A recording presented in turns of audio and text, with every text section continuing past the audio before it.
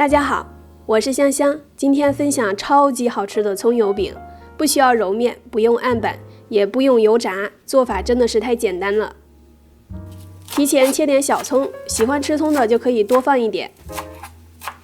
准备200克中筋面粉，加2克酵母粉，3克盐，1克小苏打粉，一次性加入140克温水，用铲子先搅拌成面絮，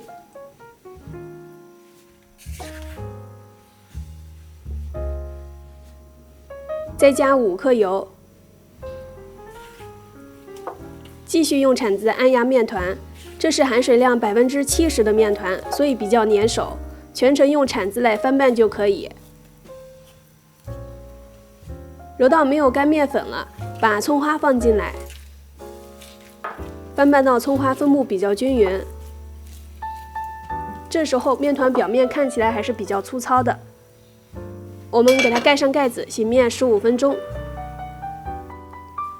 继续用铲子铲几下，可以看到表面光滑多了。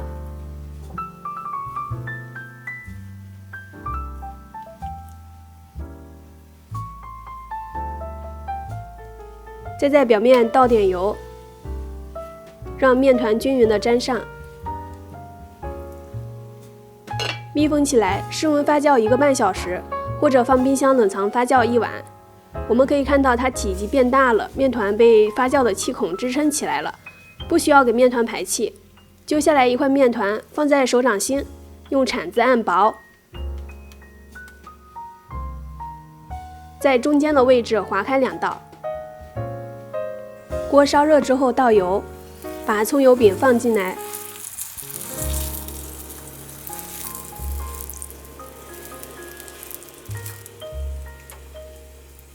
，1分钟左右就可以翻面，这时底部颜色微黄。再煎1分钟就可以出锅。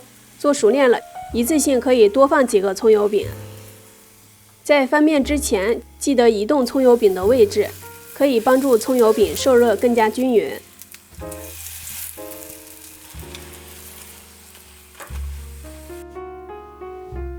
这样做的葱油饼，不管是趁热吃还是凉了吃，都非常的松软。我是香香，期待您的订阅和关注，我们下期再见。